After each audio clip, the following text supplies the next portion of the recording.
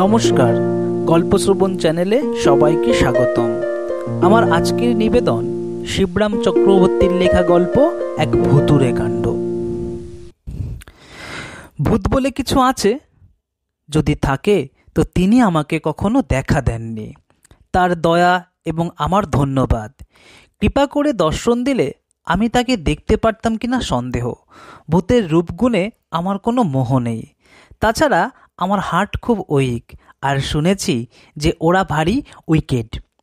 তবে ভূত কিনা ঠিক জানি না, কিন্তু অদ্ভুত একটা কিছু একবার আমি দেখেছিলাম রাঁচিতে, না পাগলাগারদে নয়, তার বাইরে সরকারি রাস্তায়। রাঁচির রাজপথ না হলেও সেটা বেশ দরাজ পথ। কি করে দেখলাম বলি। একটা পরমস্পতি সাইকেল হাতে পেয়ে হুড্রুর দিকে পাড়ি জমিয়েছিলাম, কিন্তু মাইল সাতেক না যেতেই তার একটা টায়ার ফেসে গেল। যেখানে ভাগের ভয় সেখানেই সন্ধে হয়, একটা কথা আছে না? আর যেখানে সন্ধে হয় সেখানেই সাইকেলের টায়ার ফাঁসে। জনমানবহীন পথ, জায়গাটাও জংলি। আরও মাইল পাঁচেক যেতে পারলে গায়ের মতো একটা পাওয়া যেত, কিন্তু সাইকেল ঘাড়ে নিয়ে যেতে হলেই হয়েছে। এমনকি সাইকেল ফেলে শুধু পায়ে হেঁটেও যেতে পারবো কিনা আমার সন্দেহ ছিল। হাঁটতে হবে আগে জানলে হাতে পেয়েও সাইকেলে আমি পা দিতাম না নিশ্চয়ই। তখনও সন্ধে হয়নি, এই হব। সামনে গেলে 5 মাইল, ফিরতে হলে 7। দুদিকেই সমান পাল্লা। কোন দিকে হাঁটন দেব হাঁ করে ভাবছি। শেষ পর্যন্ত কি হাঁটতেই হবে? এই একই প্রশ্ন প্রায় আধ ঘন্টা ধরে পুনঃ আমার মানসপটে উদিত হয়েছে। আর এইমাত্র একমাত্র উত্তর আমি দিয়েছি, না বাবা, প্রাণ থাকতে নয়। অবশ্যই একরকম স্থানে আর এহেন অবস্থায় প্রাণ বেশিক্ষণ থাকবে কিনা সেটাও প্রশ্নের বিষয় ছিল। সন্ধে উতরে গিয়ে বাঁকাচাঁদের আলো ফিকে হয়ে দেখা দিয়েছে। সেদিন পর্যন্ত এধারে বাঘের উপদ্রব শোনা গেছিল, কখন হালুম শুনব কে জানে। তবু চিরদিনই আমি আশাবাদী, সমস্যার সমাধান কিছু না কিছু একটা ঘটবেই। অচিরেই ঘটল বলে 2-1 মিনিটের অপেক্ষা কেবল, এবং সেই অভাবনীয় সুযোগ নিয়েই সহজেই আমি উদ্ধার লাভ করব। এরকমটা ঘটেই থাকে, এতে বিস্ময়ের কিছু ছিল না। কত গল্পের বইয়ের এরূপ ঘটতে দেখা গেছে, আমার নিজেরই কত গল্পে এরকম দেখেছি, তার ইয়ত্তা নেই। আর স্বয়ং লেখক হয়ে আমি নিজে আজ বিপদের মুখে পড়েছি বলে সেই সব অঘটনগুলো ঘটবে না? কোনো গল্পের নায়ক কি কখনো বাঘের পেটে গেছে? তবে একজন গল্প লেখকই বা কোনো দুঃখে যাবে শুনি? সেই অবশ্যম্ভাবী মুহূর্তের অপেক্ষায় আরও আধ ঘন্টা কাটালাম। অবশেষে একটা ঘটনার মতো দেখা দিল বটে। একখানা লরি, খুব জোরেও নয় আস্তেও নয়, আস্তে দেখা গেল সেই পথে রাঁচির দিকে যাচ্ছিল লরিটা। আমার টর্চ বাতিটা জ্বালিয়ে নিয়ে প্রাণপণে ঘোরাতে লাগলাম। শীতের রাত, ফিকে চাঁদের আলো, তার ওপর কুয়াশার পর্দা পড়েছে। এই ঘোরালো আবহাওয়ার মধ্যে আমার আলোর ঘূর্ণিপাক লরির ড্রাইভার দেখতে পেলে হয়। লরিটা এসে পৌঁছলো, এলো একেবারে সামনাসামনি। মুহূর্তের জন্যই এলো, কিন্তু মুহূর্তের জন্যও থামলো না। যেমন এলো তেমনি চলে গেল নিজের আবেগে। রাস্তার বাঁক ঘুরে অদৃশ্য হয়ে গেল মুহূর্তের মধ্যে। অনর্থক কেবল টর্চটাকে আর নিজেকে টর্চার করা। আলোর আন্দোলন করতে গিয়ে হাত ব্যথা হয়ে গেছিল। ছ্যাঁচা, শেষটায় কি হাঁটাই আছে কপালে? এই ঝাপসা আলো আর কুয়াশার মধ্যে সাইকেল টেনে পাক্কা 7 মাইলের ধাক্কা। ভাবতেই আমার বুকটা ধুরধুর করতে থাকে। তার চেয়ে বাঘের পেটের মধ্যে দিয়ে স্বর্গে যাওয়াটা ঢের শর্টকাট। না, কোথাও যেতে হবে না, বাঘের পেটেও নয়। কিছু না কিছু একটা হতে বাধ্য, অনতিবিলম্বেই হচ্ছে। আর 1 মিনিটের অপেক্ষা কেবল। এর মধ্যে কুয়াশা আরও জমেছে, চাঁদের আলো ফিকে হয়ে এসেছে আরও। আমি নিজেকে প্রাণপণে প্রবোধ দিচ্ছি। এমন সময় দুটো হলদে রঙের চোখ কুয়াশা ভেদ করে আসতে দেখা গেল। বাঘ নাকি? না, বাঘ নয়। দুটো চোখের অতখানি ফারাক থেকেই বোঝা যায় বাঘের দৃষ্টিভঙ্গি ওরকম উদার হতে পারে না। আবার আমি বাহুবলে টর্চ করাতে লাগলাম। ছোট্ট একটা বেবি অস্টিন, তারই কটাক্ষ। আস্তে আস্তে আসছিল গাড়িটা, এত আস্তে যে মানুষ পা চালালে বোধহয় ওর চেয়ে জোর চলতে পারে।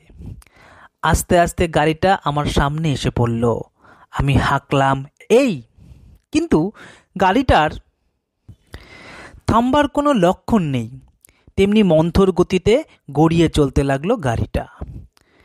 আমার পাশ কাটিয়ে যাবার দুর্লক্ষণ দেখে আমি মরিয়া হয়ে উঠলাম। না, আর দেরি করা চলে না, এক্ষুনি একটা কিছু করে ফেলা চাই। এসপার ওসপার যা হয় হোক। গাড়ি মালিকের না হয় ভদ্রতা রক্ষা করার প্রয়োজন নেই, কিন্তু আমাকে তো আত্মরক্ষা করতে হবে। অগত্যা আগায়মান গাড়ির গায়ে গিয়ে পড়লাম। দরজার হ্যান্ডেল ঘুরিয়ে ঢুকে পড়লাম ভেতরে। চলন্ত গাড়িতে ওঠা সহজ নয়, নিরাপদও না, কিন্তু কি করব, 1 মিনিটও সময় নষ্ট করার ছিল না। কায়দা করে উঠতে হলো কোনো গতিকে। কে জানে, এই হয়তো সশরীরে রাঁচি ফেরার শেষ সুযোগ। সাইকেলটা রাস্তার ধারে ধরাশায়ী হয়ে থাকলো। থাকগে, কি করা যাবে? নিতান্তই যদি রাত্রে বাঘের পেটে না যায়। বাঘেরা কি সাইকেল খেতে ভালোবাসে? কাল সকালে উদ্ধার করা যাবে। সাইকেলের মালিককে আগামীকাল এক সময়ে জানালেই হবে, বেশি বলতে হবে না। খবর দেওয়া মাত্র তিনি নিজেই এসে নিয়ে যাবেন। ছোট্ট গাড়ির মধ্যে যতটা আরাম করে বসা যায় বসেছি। বসে ড্রাইভারকে লক্ষ্য করে বলতে গেছি, আমায় লালপুরার মোড়টায় নামিয়ে দেবেন, তাহলেই হবে। ডাক্তার যদুগোপালের বাড়ির। বলতে বলতে আমার গলার স্বর উবে গেল। বক্তব্যের বাকিটা উচ্চারিত হলো না। আমি হাঁ করে তাকিয়ে থাকলাম। আমার 2 চোখ ঠিকরে বেরিয়ে আসতে চাইল। আমার শার্টের কলারটা মনে হলো যেন আমার গলার চারধারে চেপে বসেছে। হাত তুলে যে গলার কাজটা আলগা করব সে ক্ষমতা নেই। আঙুলগুলো অবধি অবশ। সেই শীতের রাত্রেও সারা গায়ে আমার ঘাম দিয়েছে। যেখানটায় ড্রাইভার থাকবার কথা সেখানে কেউ নেই, একদম ফাঁকা। আমি তাকিয়ে দেখলাম জিভ আমার টাকরায় আটকে ছিল। কয়েক মিনিট বাদে সেখান থেকে নামলে বাকশক্তি ফিরে পেলাম। ভূত! ভূত ছাড়া কিছু না। আপনা থেকেই আমার মুখ দিয়ে বেরিয়ে গেল। আমার কথায় ভূত যে কর্ণপাত করল তা মনে হলো না। বে ড্রাইভার গাড়ি যেমন চলছিল তেমনি চলতে লাগলো। কিন্তু তাহলেও এমন অভূতপূর্ব অবস্থায় আমাকে পড়তে হবে ভাবিনি। ড্রাইভার নেই এবং গাড়ির ইঞ্জিনও চলছিল না, তবু গাড়ি চলছিল এবং ঠিক পথ ধরেই চলছিল। এই কথা ভেবে এবং হেঁটে যাওয়ার চেয়ে বসে যাওয়ায় আরাম বেশি বিবেচনা করে প্রাণের মায়া ছেড়ে দিয়ে সেই ভুতুরে গাড়িকেই আশ্রয় করে রইলাম। আলস্যের সঙ্গে আমি কোনোদিনই পারি না। চেষ্টা করলে হয়তোবা কায়ক্লেশে পারা যায়, কিন্তু পেরে লাভ? লাভ তো ডিমের।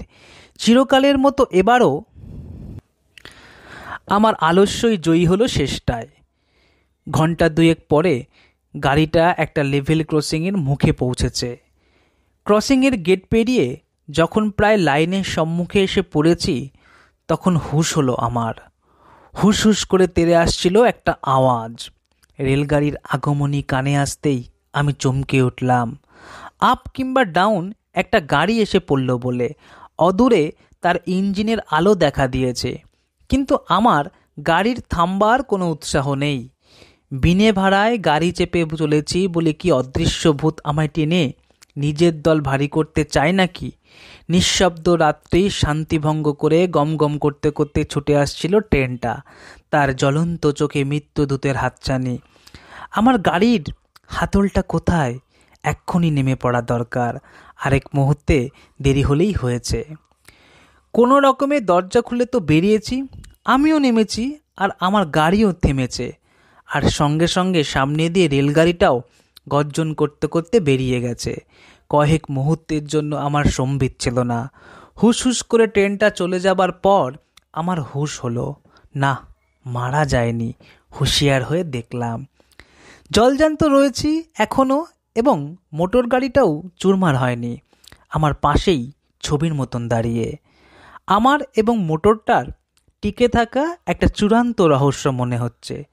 এমন সময় চোখে চশমা লাগানো একটা লোক বেরিয়ে এলো মোটরের পেছন থেকে। আমাকে একটু সাহায্য করবেন?